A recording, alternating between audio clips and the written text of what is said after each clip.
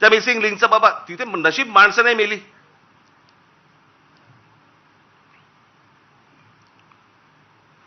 गंमत बघा, त्या मागे 2005 मुंबईमध्ये आला होता ना फ्लड, ते सगळं पाणी वगैरे तुंबलं होतं.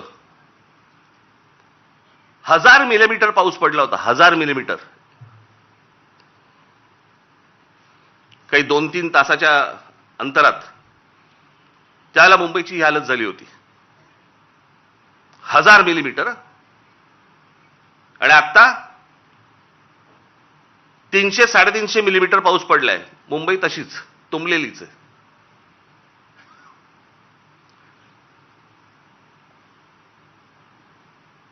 तेव्हा वारे बाप वाटेल ते बोलायचे, वाटेल ते सगळी आंदोलनं करायची, पैसे खाल्ले, हे केलं ते केलं, तेव्हा राजकारण नाही. आता मुंबई तुंबली नाही, नैसर्गिक आहे.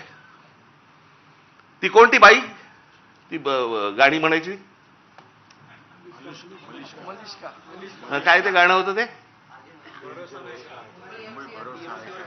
तुला मुंबईवर भरोसा नाही काय, कुठे गेली ती आता? तिचा आला व्हिडिओ.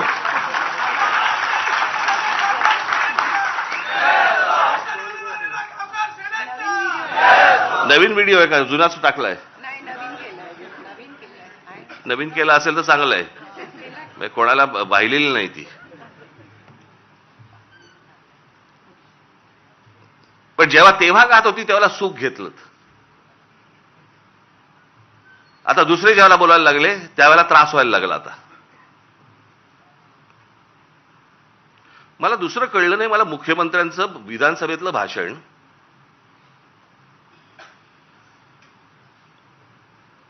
की या मिसिंग लिंक प्रकरण हे उत्तम दर्जाचं ते काय काय कन्स्ट्रक्शन आहे वगैरे वगैरे सगळं झालं, आणि ह्याचं जर समजा कोणी राजकारण करत असेल आम्ही बघून घेऊ त्याला. मुख्यमंत्री आहेस ना तू,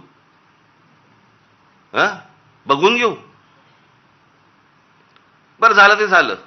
पुढे वाक्य संपल्या हिंदीतून सुरू झाले. मिसिंग लिंक के बारे में अगर कोई राजनीति करे, कोणासाठी हिंदी बोललात?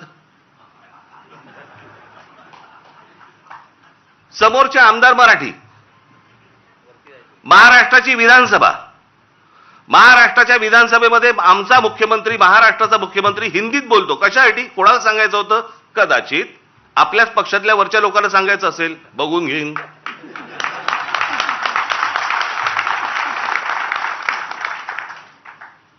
त्यांनाही माहिती आहेत हे सगळे व्हिडिओ येत आहेत कुठून, हे सगळं काय चालू आहे राजकारण. मी त्याशी बोललो नाही का, माझ्या पत्रकार परिषदेमध्ये बोललो ना.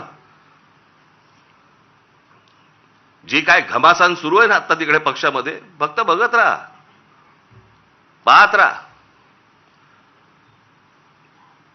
मुंबई महाराष्ट्राचा, ठाण्याचा काय विचका झालाय, पुण्याचा, सगळ्यांचा शहरांचा विचका झालेला आहे, ज्याला हे विकास म्हणतायत. मी ह्या विषयावरती इतकी वर्ष बोलतोय